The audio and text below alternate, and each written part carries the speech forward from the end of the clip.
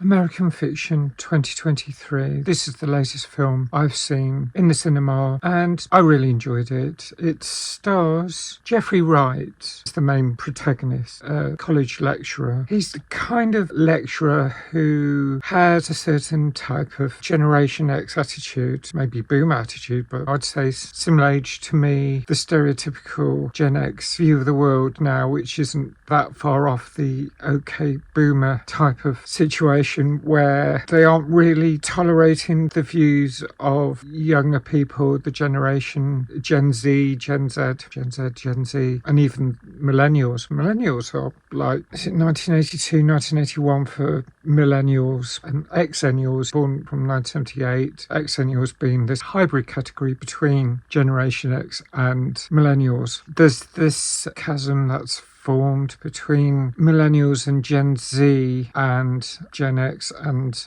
boomers, where phrases like okay boomer have come to the fore. And by virtue of when I was born, I'm on the wrong side of the divide, but I'm very much a superannuated millennial. I'm very much in support of Gen Z. Many of my colleagues are Generation Z now, born from 1997 onwards into the noughties.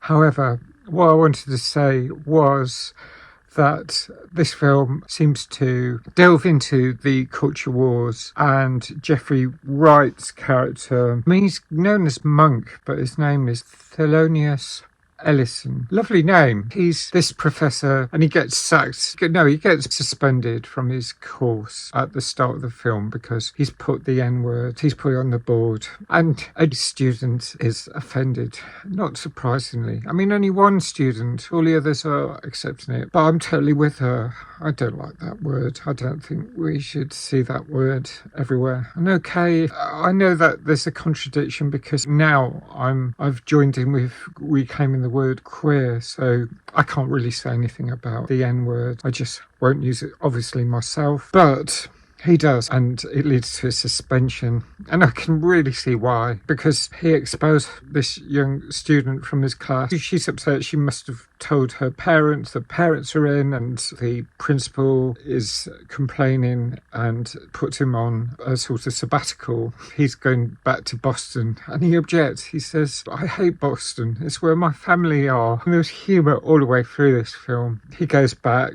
He sees his sister. He actually likes his sister. And some of the family are like calling him fat, and he isn't fat, but it's family. They do things like that. They make observations when you arrive at home. I mean, that is family. But his sister's looking after his mum, and his mum is unwell. She's showing the early signs of dementia or Alzheimer's, and it's a tragedy that, who knows, many of us will have to face at some point with our own old relatives. Of course, ourselves at some point in the future. Hopefully, many years, many decades away. However, then something further tragic happens in the family, and we meet his brother, and he's a bit more of a difficult character, and he drinks a lot, he does drugs. Both Monk and his brother haven't helped his sister, left to look after her mum. They fled west, California and places, and that's totally unfair. But now the circumstances change, and Monk's now in the position, and he's now looking after his mum, and they've got a beach home in Boston as well as their mansion. And of course, everywhere looks like a mansion in America, certainly when it comes to the middle classes. They're fairly well off. They are well off professional people. Oh gosh. But then there's this whole thing about being a writer, and I love stories about writers. I'd love to be a writer myself, so these stories really appeal. He is a writer, and yet he looks down his nose at the writers, and he goes to the literary festival in Boston, and the poor turnout for his book, and he goes to another room where there's a huge turnout for a woman who's written Pulp Fiction when he's at the complaints meeting, when he's sent on his sabbatical, and he makes this quip about another aspiring writer just writing the pulp that you find in airports. And now at this literary festival in Boston, he finds this book that the author reads a passage, and what it sounds like is just the kind of trash that he hates. And then he decides to write his own joke version. And this is where the story really gets interesting, because he writes it under a pseudonym. Plenty of people do that. He writes some Pulp Fiction style stuff and it becomes a hit. And then he gets into a whole pile of hot water, all sorts of conflict of interest. And I just love this story. I just thought it was really funny. A lot of the audience were laughing. I thought it was such a fine film to watch. I'm going to score it 9 out of 10. Brilliant. Do go and watch it. Fab film. I want to score it 9.25. I'm not going to.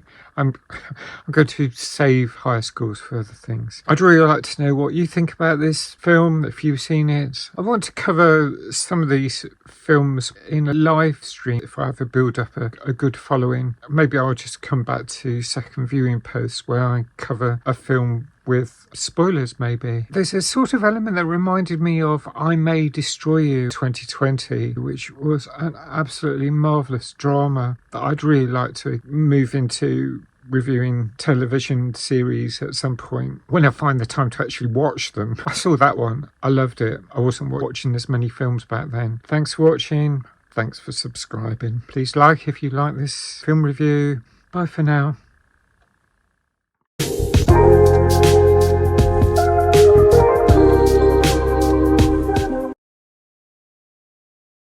You could say 2000s, but I think 2000s means now as well. And in fact, all the way through to 3000. If you talk about the mid 2000s, are you talking about the 25th century or the mid 21st century or 2005? It's unclear. One of those little bugbears that affects me is like when people say they will talk about the 90s, but then they'll talk about the 2000s and they'll mention 4 digits for the 2000s whilst they will talk about the 90s and they'll write it with 2 digits. The current time, the 20s, as we are in now, that should be 20s, but it was probably written down as 2020s. It's 4 digits, whilst if we talked about the 20s, many people would think back to the 1920s, and that was the 20s, the apostrophe 20s. And I think that's wrong. This is the 20s. And I've gone off on a total tangent, haven't I?